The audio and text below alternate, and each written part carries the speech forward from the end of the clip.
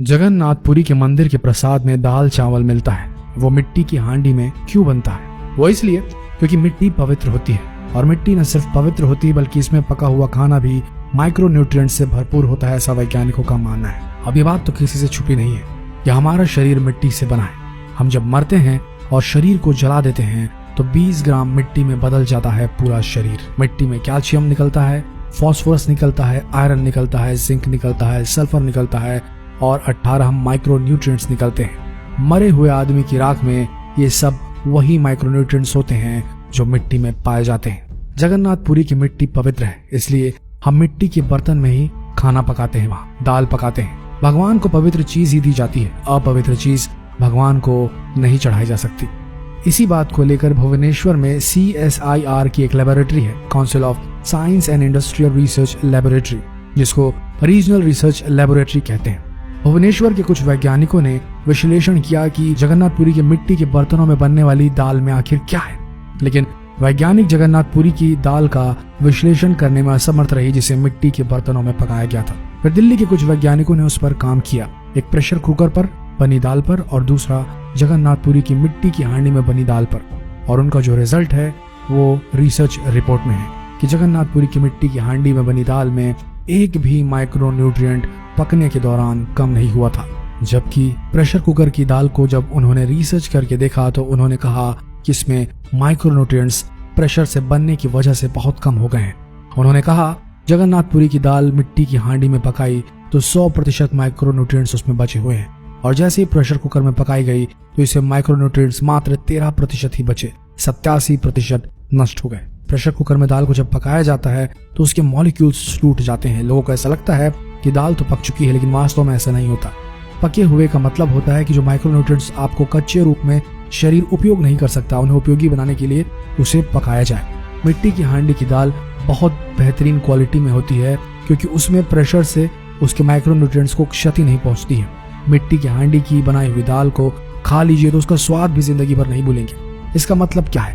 भारत में चिकित्सा और आयुर्वेद शास्त्र की पाठ करने से ऐसे विज्ञान का विकास हुआ जहां क्वालिटी मेंटेन रहती है और स्वाद भी साथ में मेंटेन रहता है। शायद इसीलिए जगन्नाथपुरी में मिट्टी के बर्तनों में खाना पकाया जाता है। माइक्रो न्यूट्रिएंट्स की पूर्ति अगर नियमित रूप से होती रहे तो आपका शरीर ज्यादा दिनों तक बिना किसी दूसरे की मदद से काम करता रहता है। हजारों सालों से मिट्टी के बर्तनों में इस देश में खाना बनाया जा रहा है। पहले हम एल्यूमिनियम के बर्तनों में खाना नहीं पकाया करते थे। हिंदुस्तान में बक्साइट के खजाने भरे हुए हैं। कर्नाटका में बहुत बड़ा भंडार है, तमिलनाडु में, आंध्र प्रदेश में बक्साइट के बड़े भंडार हैं। हिंदुस्तान भी बना सकता था अगर बक्साइट है तो। एल्यूमिनियम बनाना कोई मुश्किल काम नहीं, लेकिन हिंदुस्तान ने नहीं बनाया क्योंकि उसकी जरूरत नहीं थी। इसलिए कुम्हारों की एक पूरी की पूरी जमात इस देश में खड़ी की गई ताकि आप मिट्टी के बर्तन बनाएं। कुम्हारों से बड़ा वैज्ञानिक कौन है? अब ये कुम्हार हैं जो इतने बड़े वैज्ञानिक हैं इस देश के, जो मिट्टी के बर्तन बनाकर हजारों सालों से हमें दे रहे हैं हमारे स्वास्थ्य की रक्षा करने के लिए। हमने उनको नीची जाति बना दिया है, लेकिन कुम्हार नीचे कैसे हो गया जो सबसे बड़ा वैज्ञानिक का काम करता है? मिट्टी के बर्तन बनाकर आपके माइक्रोन्यूट्रिएंट्स को, आपके सूक्ष्म पोषक तत्वों को कम नहीं होने देने के लिए मिट्टी का सिलेक्शन करता है वो, ताकि आप उसमें खाना बना सके। मिट्टी के बर्तन जिसमें कुल्हड़ बनता है, अलग अलग मिट्टियों से अलग अलग बर्तन बनाए जाते हैं। जो हांडी होती है उसे खास तरह की मिट्टी से बनाए जाते हैं। कुल्हड़ जो होता है उसे खास तरह की मिट्टी से बनाया जाता है। जो हांडी होती है उसे ऐसी मिट्टी से बनाया जाता है जिसमें कैल्शियम और मैग्नीशियम अधिक हो, इसीलिए जो भी पोषक तत्व रहते हैं बहुत बेहतरीन तरीके से बने रहते हैं। ये सब कुम्हार का काम है और कुम्हार हजारों साल से थैंकलेसली ये जॉब करते आ रहे हैं। इन्हें कोई यूनिवर्सिटी पढ़ाने नहीं आती, इन्होंने अपने पुरखों से सीखा है जो सीखा है। कितने महान लोग हैं और दुर्भाग्य है सरकार का कि इन्हें बैकवर्ड क्लास में गिनती है। हांडी जब खत्म होगी मतलब उसकी लाइफ पूरी हो जाएगी, तो ये हांडी फिर से मिट्टी में मिल जाएगी और फिर मिट्टी से हांडी दूसरी बन जाएगी। मिट्टी की हांडी के बाद अगर कोई चीज है तो वो है कांसा। तीसरा सबसे अच्छा माना जाता है। अरहर की दाल को कांसे के बर्तन में पकाएं तो उसके सिर्फ 3% माइक्रोन्यूट्रिएंट्स ही कम होते हैं, 97% बचे रहते हैं। पीतल के भगोने में पकाएं तो 7% कम होते हैं, 93% बचते रहते हैं। लेकिन प्रेशर कुकर में बनाएं तो सिर्फ 7% माइक्रोन्यूट्रिएंट्स बचते हैं, बाकी खत्म हो जाते हैं। मिट्टी की दाल खाना शुरू करें, मिट्टी की हांडी में रखी दाल खाना शुरू करें। चावल खाना है तो मिट्टी की हांडी में पकाएं। जिनका शुगर यूनिट 480 के ऊपर है, ऐसे पेशेंट्स को 8 से 9 महीने नियमित रूप से मिट्टी की हांडी में दाल और चावल खाना चाहिए।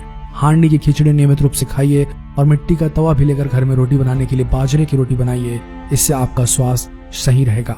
8 महीने के बाद जब आप शुगर टेस्ट कराएंगे तो आपको 400 यूनिट वाला 180 यूनिट पे आ जाएगा। बिना किसी मेडिसिन के, बिना किसी इंजेक्शन के, बिना किसी तकनीक के। मिट्टी की दाल खा के, मिट्टी का चावल खा के, मिट्टी की खिचड़ी खाएं और स्वस्थ रहें। शायद यही कारण है जिसकी वजह से जगन्नाथपुरी में मिट्टी के बर्तनों में खाना पकाया और परोसा जाता है। आशा करते हैं वीडियो आप सबके कौतूहल से भरे उन सवालों का जवाब दे पाया होगा। तो अब इस जानकारी को अपने तक सीमित न रखें, इस वीडियो को जितना हो सके शेयर करें ताकि बाकी लोगों को भी मिट्टी से बनने वाले, बर्तनों से पकने वाले खाने के स्वास्थ्य लाभ पता चले और जगन्नाथपुरी में बनने वाले मिट्टी के बर्तन में जो प्रसाद बनाया जाता है उसके गुणों का भी भान हो। तो वीडियो को शेयर करें और अगर ये वीडियो पसंद आया तो इस पेज को फॉलो करना बिल्कुल ना भूलें। मिलते हैं अगले दिलचस्प वीडियो में, तब तक के लिए आप सबका धन्यवाद।